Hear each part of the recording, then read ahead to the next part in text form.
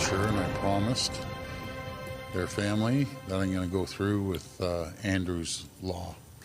Premier Ford meets with the family of a father killed in a horrific crash. Tonight, how their shared connection could help drive change in our province.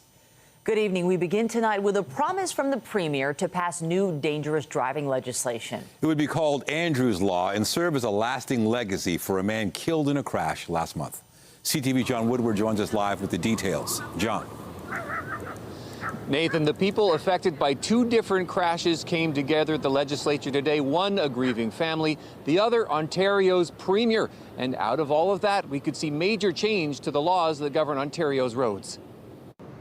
Andrew Cristillo's brother, best friend and father, stunned but grateful as they left the Ontario legislature Friday. Yeah, it feels good for a change. Here we go. Inside, they met with Ontario's premier to discuss Andrew's Law, legal changes the Cristillos are hoping for in the wake of Andrew Cristillo's death on Highway 48 in August. His three daughters hospitalized in a crash. The other 18-year-old driver charged with dangerous driving and fleeing the scene. This was a reckless, careless person that didn't care about people's lives, as he hit me going 230 kilometers. It was reporting by CTV News that first made that connection. The same driver, Jaywin Kirubenanthan, faced similar charges in a January crash with an SUV carrying Premier Doug Ford. This was preventable, and now it's time to prevent this from ever happening to any of your families. Those affected by the two crashes in one room, and then, flanked by ministers, Ford vowed to implement by the end of the year a law to allow immediate license suspension for those charged with dangerous driving, similar to what happens now with stunt driving and impaired driving. That I agree 1,000%. There should be immediate suspension. The Cristillo kids are out of hospital. Their mom has late-stage breast cancer. She works at the school board as well, and I'm going to make sure that our Minister of Education calls the school board. Support Christina. In Jordan Cristillo's pocket as he stood next to the Premier, a keepsake the family had made. He was an avid beer league hockey player and sports card collector. Andrew's life's accomplishments listed like a hockey card. Marrying his wife, Christina, their three daughters, Leah, Chloe, and Ella, as well as their pets, Bailey and Oreo. He's our most loved player. If Andrew's Law goes through, he can add another accomplishment to that list.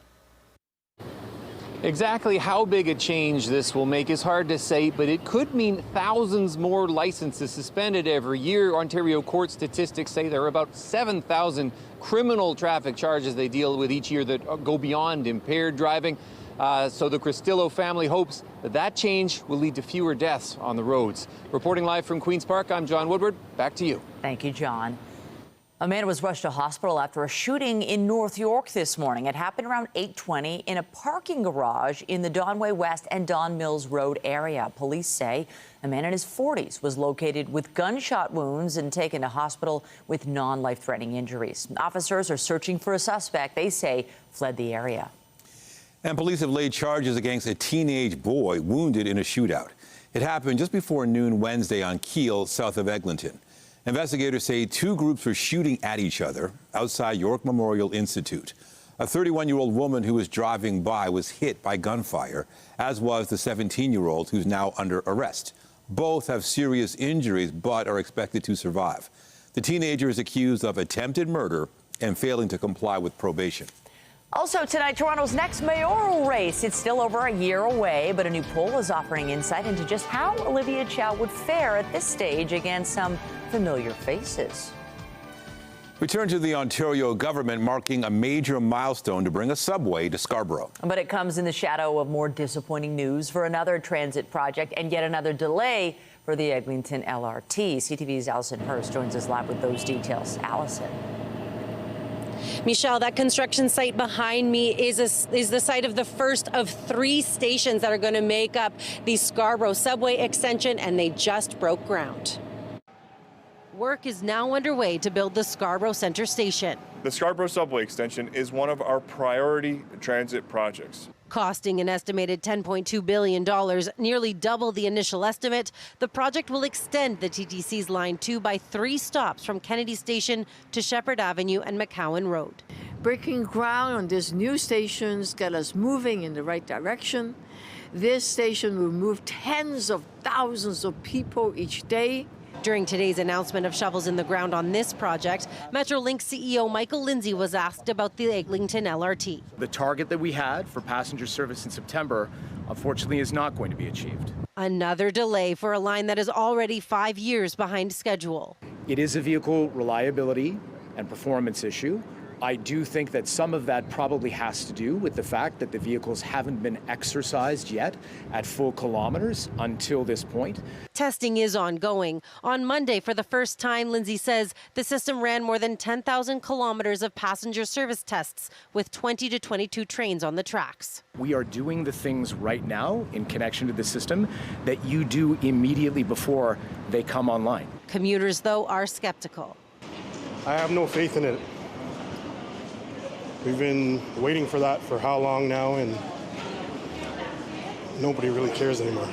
2 years, 3 years, 4 years, 5 years, who knows? You shouldn't be making promises you can't keep. Government and transit officials recognize the delays have fueled frustration, but there was no apology from the province. It's frustrating, absolutely. There's no argument about that. The construction, the delays,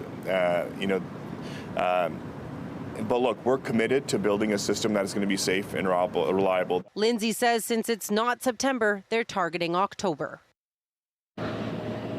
As for this project, officials expect that it won't be up and running until at least 2030. Reporting live, I'm Allison Hurst. Michelle, back to you. Thank you, Allison. And speaking of transit, Barrie Line GO trains won't be operating this weekend.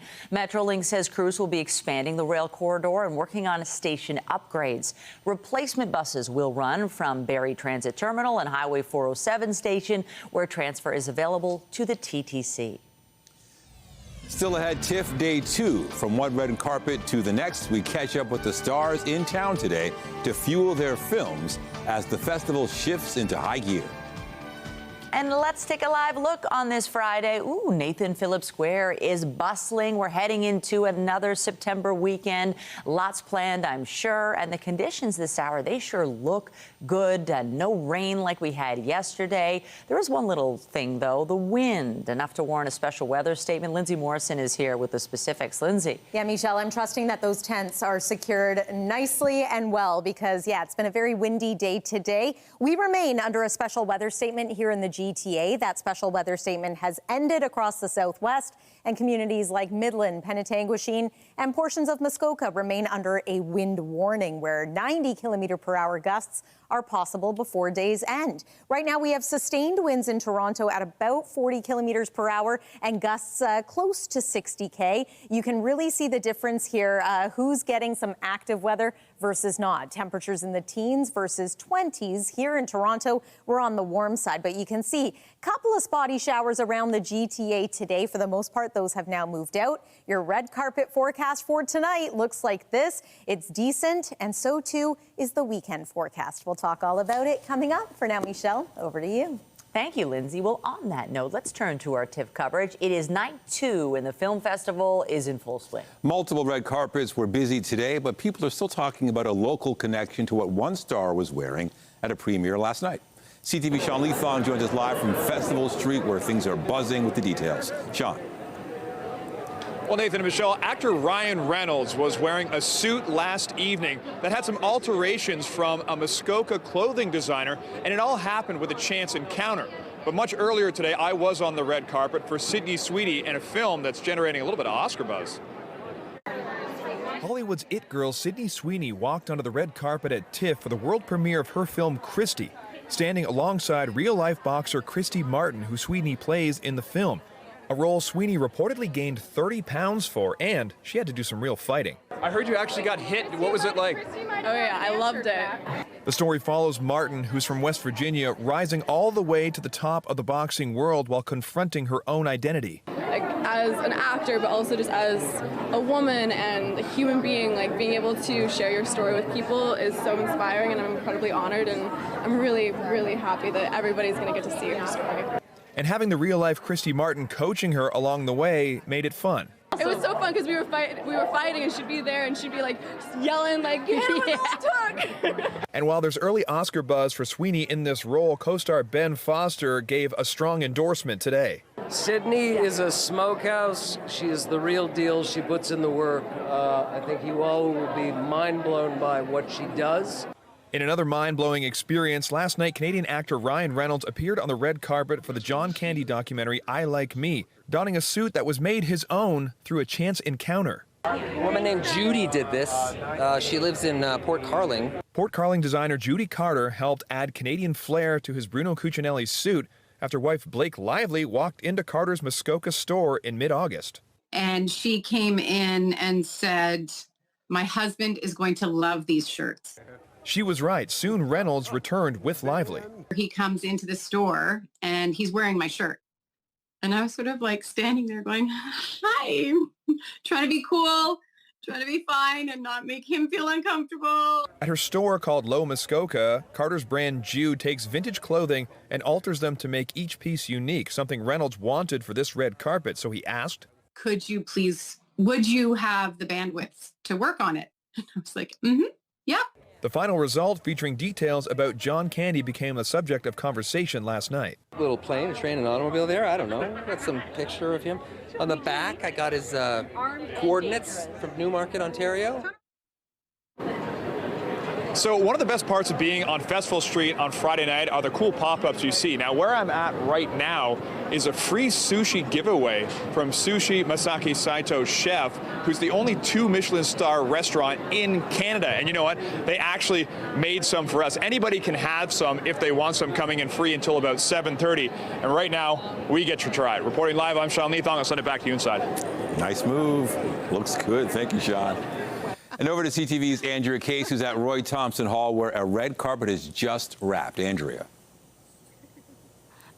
Listen, Sean had me at free sushi, so I think I'm a little out of it right now. Okay, I'm heading to the sushi after this. So we are just here at Roy Thompson Hall, where we had a surprise. So what often happens at TIFF, there are movies playing at different theaters. Scotiabank, Roy Thompson Hall, Princess of Wales. But at Scotiabank, they don't have red carpets, so they brought the cast from Little Lorraine over here, and we had a surprise on the red carpet. So the film is about a cocaine ring in Nova Scotia in the 80s, and I asked Stephen Amell, who's born in Toronto, what he's done that perhaps is on the other side of the law. I mean, listen, I remember the first time buying pot in 9th grade. It's federally legal now in Canada. But I mean, listen, I'm going to out him right now, but me and my buddy Drew, we bought pot before Canadian Thanksgiving in 9th grade, which would have been what, like 95? Wow. That was illegal. Wow. A felon. It was great pot. Was it? Yeah. And that was the last time you did marijuana. Stephen Amell, thank you. It was not, but thank you very much. Thank you. Okay, so Stephen, of course, said, "You're not going to put that on TV, are you?" He said, "Are you kidding? I'm Andrea Case. Of course I will." Okay, so here we are. We had the red carpet for The Corral just a little bit earlier. Ray Fiennes stars in that film. He wasn't able to be here. We'll have some of that at 11:30 with the director and one of the actors from the film. And later on tonight, all right, Matthew McConaughey is going to be in town, and he's got a film called The Lost Bus, and we will talk to him, hopefully, if he's in town, and the rest of the cast. We'll have all of that for you tonight at 11:30. But for now, I'm heading across the street to get my sushi. Nathan and Michelle, I'll send it back to you. Oh, you've earned it. Enjoy, Andrea. See you soon. Thanks, Michelle. Now to Toronto's next mayoral race. It may be more than a year away, but the battle for the city's top job is already heating up. A new poll suggests Olivia Chow could be beatable, but it all depends on just how big the ballot is. CTV's Natalie Johnson takes a look. With summer now over and City Hall back in full gear for the fall, election year is now just around the corner, along with a battle for the mayor's chair.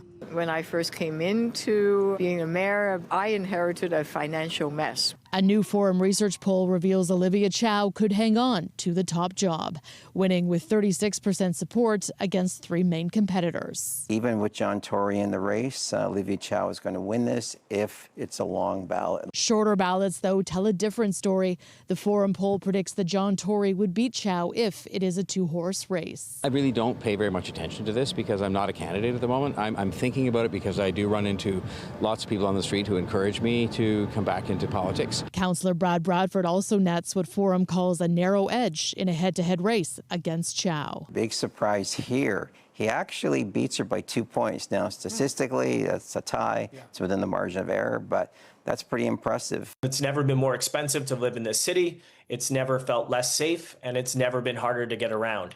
And if we're going to stop a decade of decline, if we're going to fix Toronto, we have to get back to basics, and that is going to require change right at the top. The campaign has, of course, not yet officially begun. Election Day is still 13 months away. None of the candidates highlighted by the Forum poll has confirmed whether they will, in fact, run. I'm not thinking about an election next year, but I think it says it's going to be a very competitive election. I think there's a very divided opinion about how the city is going. At what point will you make a decision? Well, you know, it's a year and a bit away, so I've run for this office before a couple of times, and you know, the real meat of the campaign happens into next year, so I don't think there's any particular rush. But war room wheels are already turning. Progress Toronto launching attack ads against Tory, who resigned from the mayoralty amid a sex scandal with a staffer in 2023. You can't take for granted that the old guy with the big political machine behind him is going to win a race. People and their voting habits and their appetite for change is really growing. Chow, meanwhile, says she's focused on running the city, not a campaign. Fixing Toronto, building more housing, keeping people safe, and I'm busy doing that. 2026 now just around the corner, the future of the city at stake. Natalie Johnson, CTV News. Quite the scene in Etobicoke this morning after a car crashed into a home. Now, it happened around 10:30 on Allenby Avenue near Islington and Rexdale Boulevard. Police say the vehicle hit the house and the driver ran away. No injuries were reported. And a fire tore through a home in Caledon this morning. The CTV News chopper was over the scene near King Street and Innis Lake Road. The entire structure there engulfed in flames. Peel paramedics say this call came in around 7:30. No injuries have been reported. OPP say nearby residents were forced out of their homes as a precaution. The family of a Markham man allegedly shot by a 12-year-old says the last few weeks have been a nightmare, not only because of the shooting itself, but because the 12-year-old has been released on bail, not once, but twice. CTV's Adrian Gabriel has the details. With a black hood pulled over their face, wearing white gloves, gun drawn, this security video shows an individual crossing the road and then crouching down as they move closer to their target for the surprise attack. Police have arrested a 12-year-old boy. How difficult is that for you, your nephew, your family to come to terms with? It was quite disturbing for all of us because we all have, I have young kids. Junad Razvi has asked that we not show his face because the young boy who police allege shot his 30-year-old nephew is now out on bail.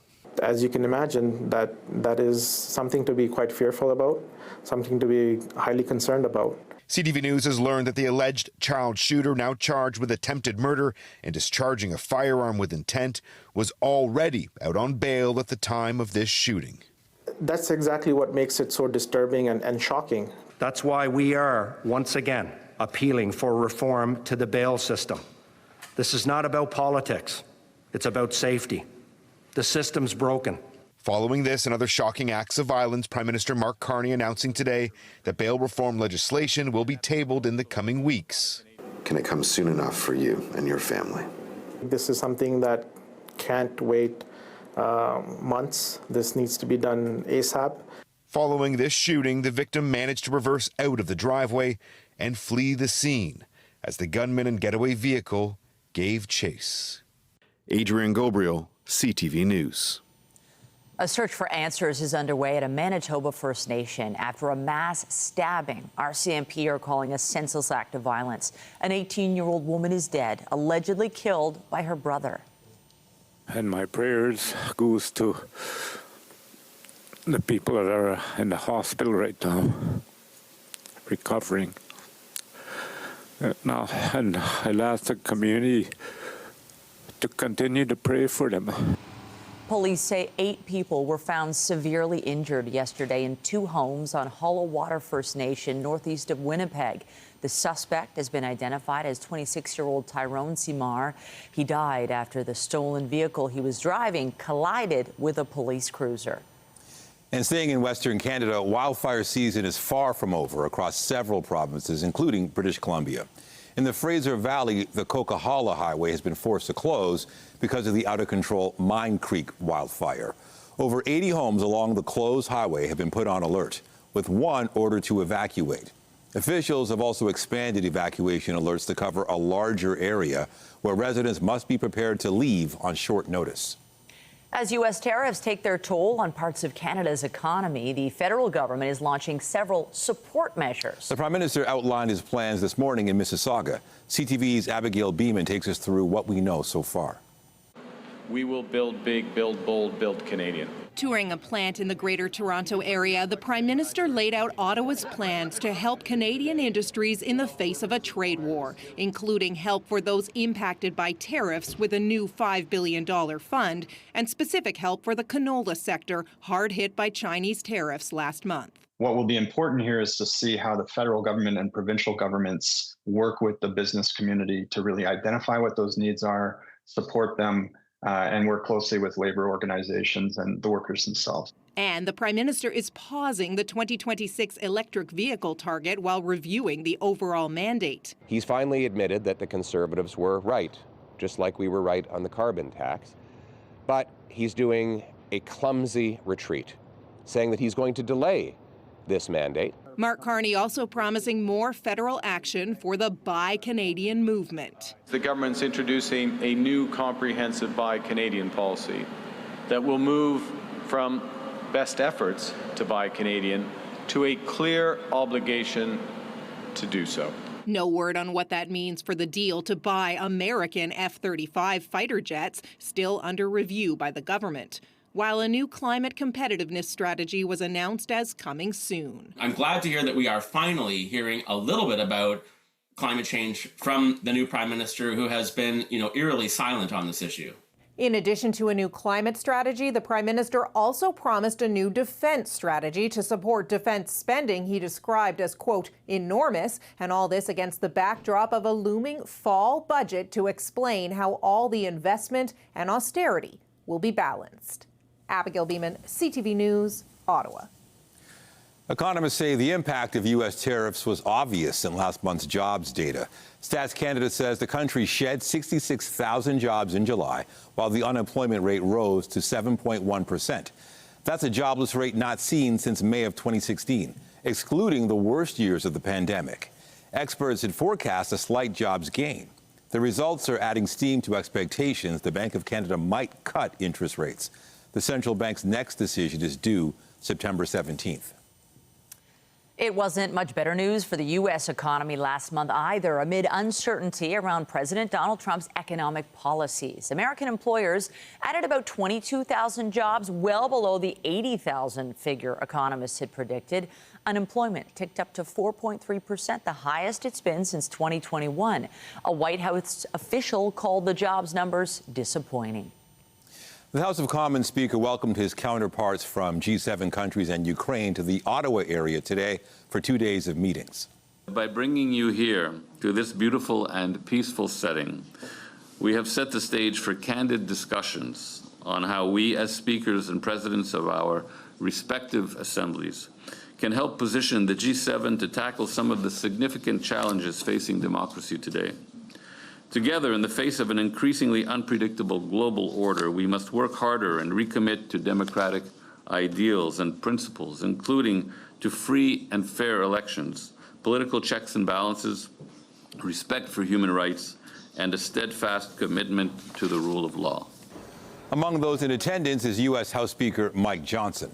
At the top of the agenda is meetings on online disinformation, political polarization, and violence against lawmakers. The gathering is taking place as part of Canada's hosting of the G7.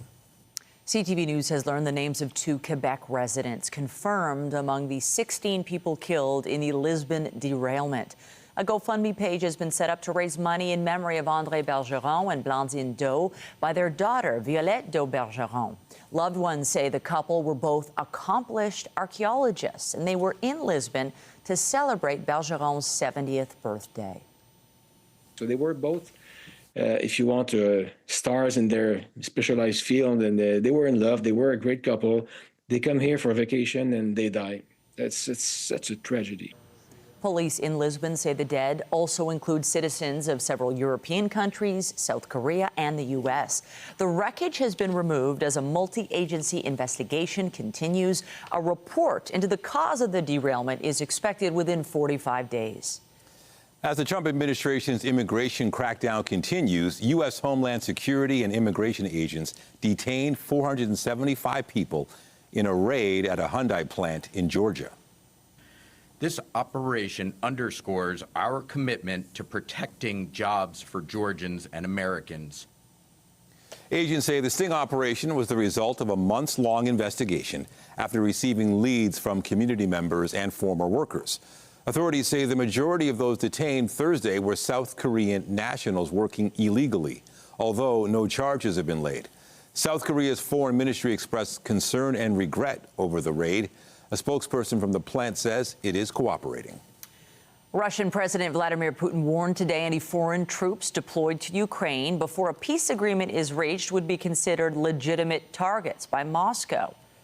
Касается возможных контингентов воинских в Putin's comments came just hours after countries in the so-called coalition of the willing, including Canada, pledged their commitment to a potential peacekeeping force. Putin did promise Russia would comply with any potential treaty that included that security guarantee. U.S. President Trump said discussion of the idea and how Washington's role is actively ongoing. We'll help them. Europe will be first in by far, and they want to be first, and they want to see it end. Europe wants to see it end, and it'll end. It'll end all of a sudden. It's going to come together. You watch. This comes as NBC News reports one idea under discussion includes the creation of a demilitarized buffer zone within Ukraine to prevent Russian attacks. Sources suggested U.S. troops wouldn't be deployed, but the U.S. would take the lead in watching the zone and coordinating with other countries to monitor it.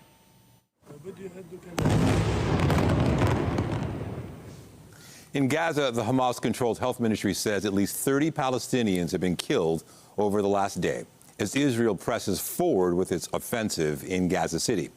Hamas released more videos of hostages in their custody. Israel has said its goal in attacking the area is freeing them and defeating the militant group. Aid groups say civilians are suffering immensely. Sad news from the royal family today. Catherine, the Duchess of Kent, has died in her home in Kensington Palace. Buckingham Palace says she was surrounded by close family when she passed away last night. She married into the royal family when she wed Queen Elizabeth's cousin, Prince Edward. As a working royal, the Duchess of Kent traveled the world as an ambassador for UNICEF. She famously broke royal protocol to hug a Wimbledon runner-up. She also stepped away from family duties to teach music in a public school. The Duchess of Kent was 92. Coming up, a star slugger pays a visit to sick kids. Jose Bautista is in town signing autographs while announcing a special partnership. And I'm Pat Foran. Coming up on Consumer Alert, it's the latest must-have item for many families with small children, toddler towers. The idea is to raise kids up to table or counter height, but some of these towers can have safety issues and be dangerous to use. I'll have that story. That's just ahead. Well, this first weekend of September is looking pretty decent. Maybe you're hoping to do some apple picking. Tomorrow brings mainly cloudy skies, but temperatures near normal. Interestingly enough, Sunday could bring us a little more sun, but there's a slightly elevated chance of showers. In my opinion, next week looks pretty good. We'll take you through the 7-day forecast coming up. And stay with us. We've also got another full night of great shows for you right here on CTV.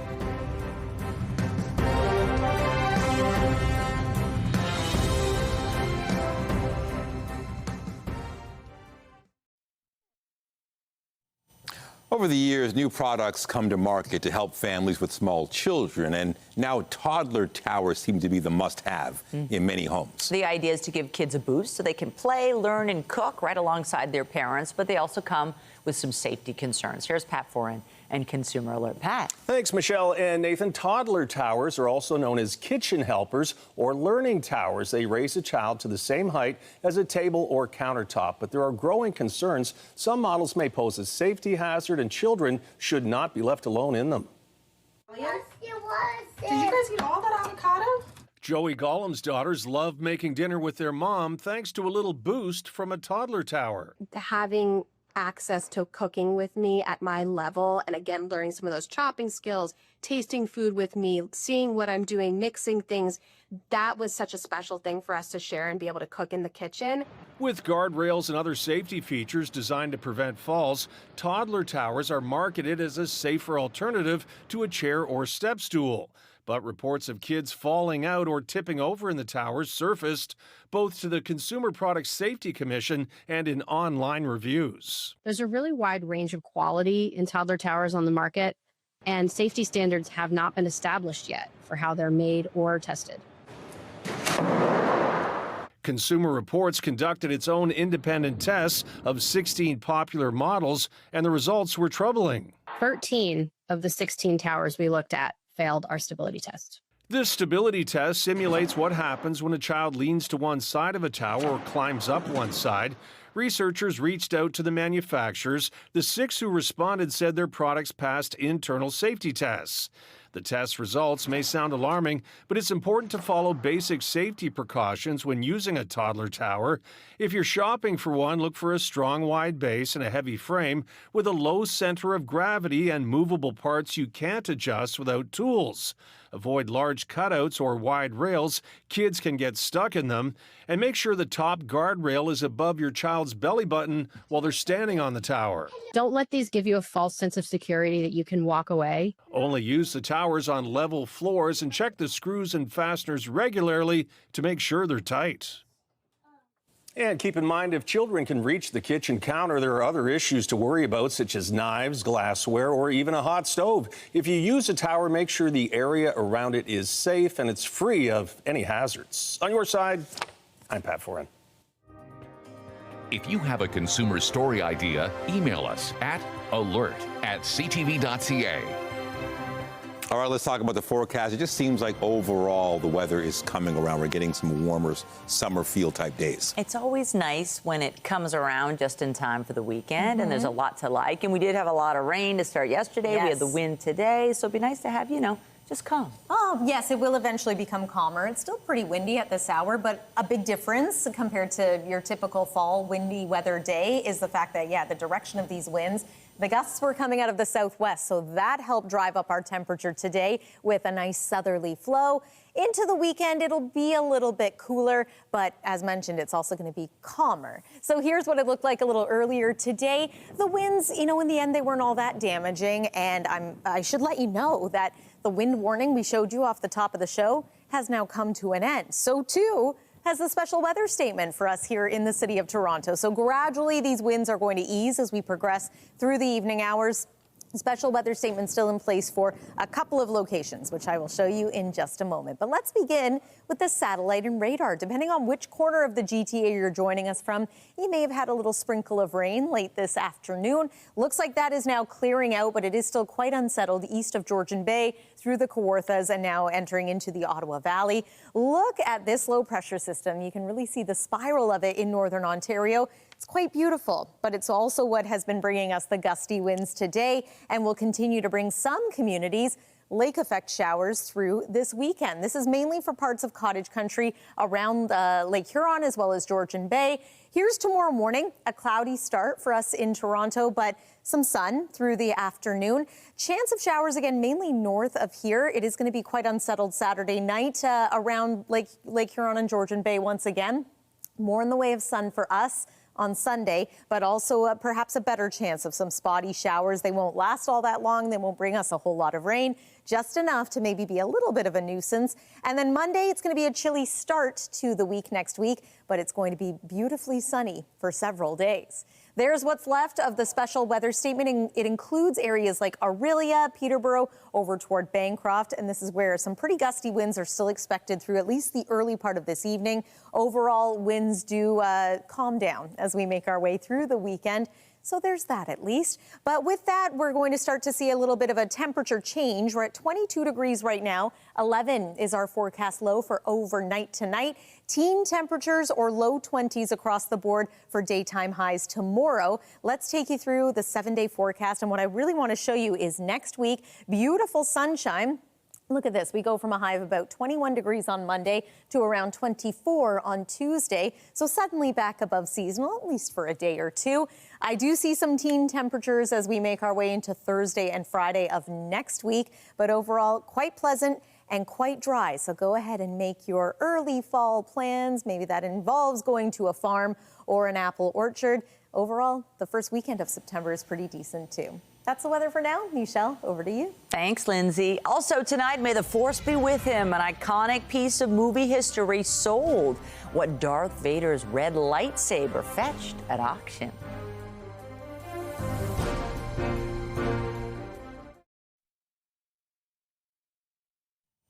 He spent close to a decade as a heavy hitter for the Toronto Blue Jays. But now Jose Bautista is hoping to hit a home run for the hospital for sick children. CTV's health reporter Pauline Chan explains. Right over here, 1, 2, 3, give me your big smiles. Woo!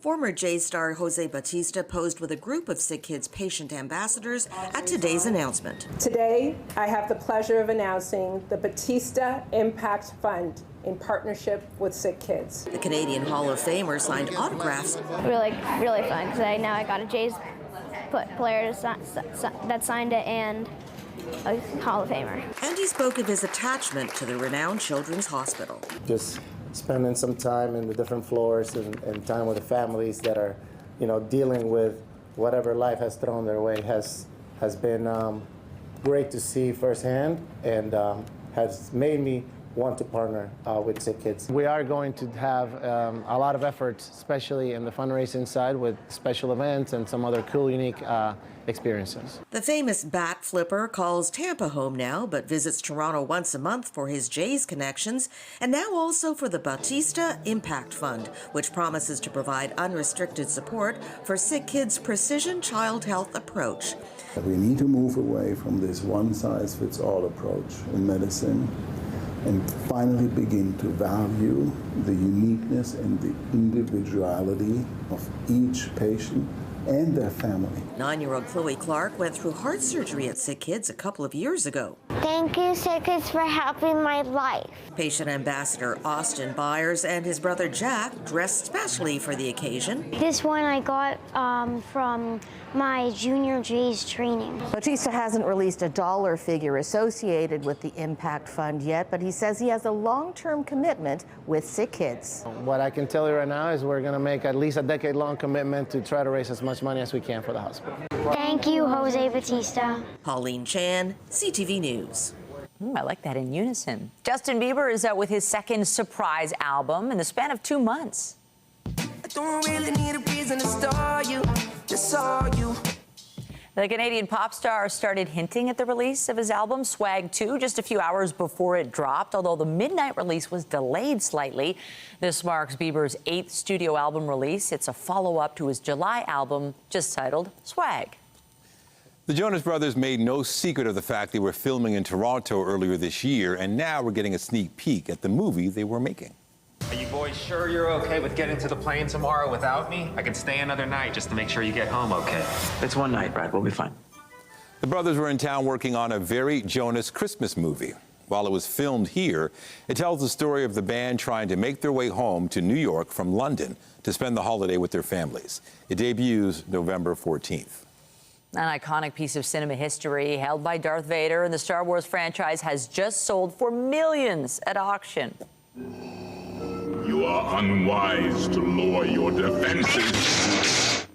Vader's iconic red lightsaber went for more than $3.6 million US. The lightsaber was one of several famous movie and television props included in Prop Store's 3-day entertainment memorabilia live auction in LA.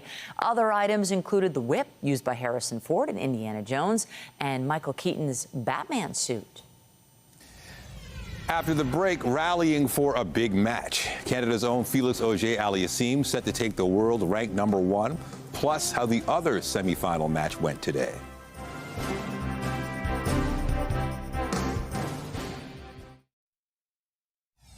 This was preventable, and now it's time to prevent this from ever happening to any of your families.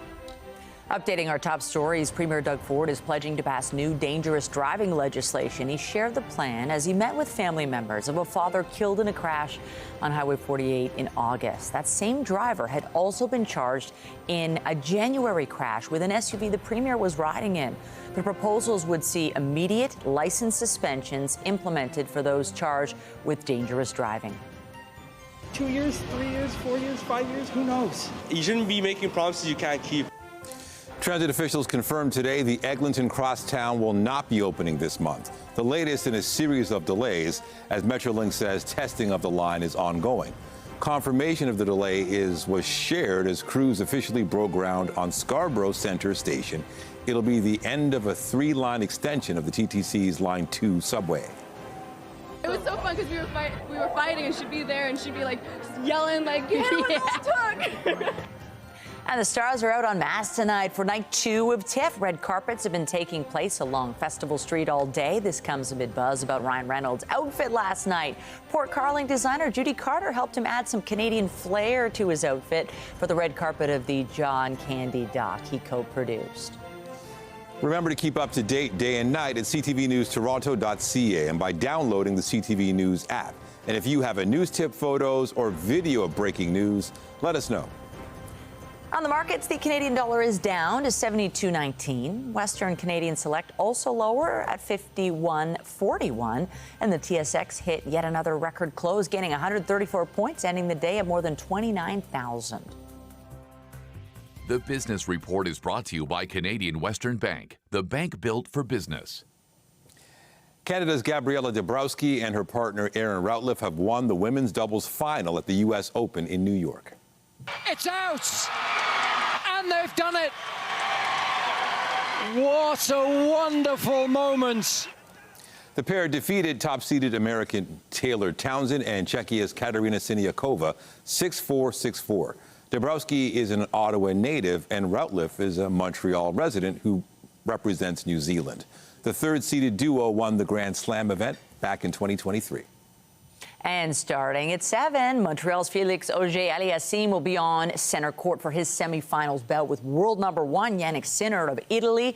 Auger-Aliassime is ranked 25th. He's pulled off 3 straight upsets to reach his first major semifinal since the 2021 U.S. Open. Kevin Gausman gets the ball tonight as the Toronto Blue Jays open a big 3-game series against the Yankees in New York. This is driven to right center field. Friedel going back, it's gone. Hopefully the Jays can power through after Wednesday night's thrilling win over the Reds. Toronto hit 5 home runs in the 13-9 win. The Blue Jays lead the Yankees by 3 games atop the American League East. New York gained half a game with a win over Houston yesterday. Just ahead, a couple of Canadians are world doubles foosball champs. We sit down with the winning duo as they weigh in on what it takes to master table soccer.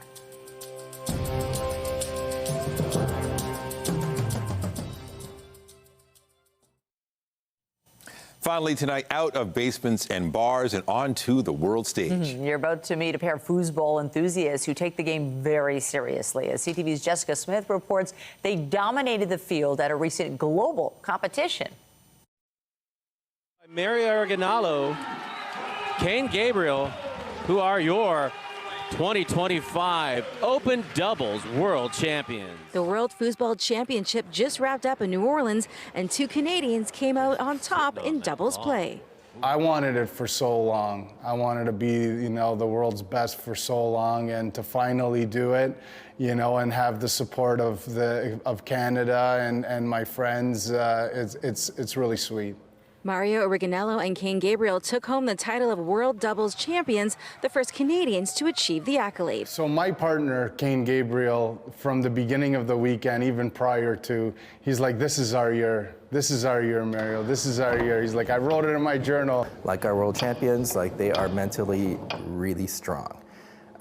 Because, yes, it's your man on the table playing against their man with the ball, but really it's you're playing head-to-head mentally against the opponent. The Toronto team representing the Toronto Foosball Club in Canada say what put them over the top was their bond. I love Canada, but that was not in my head. My head was, just focus on winning with my best friend.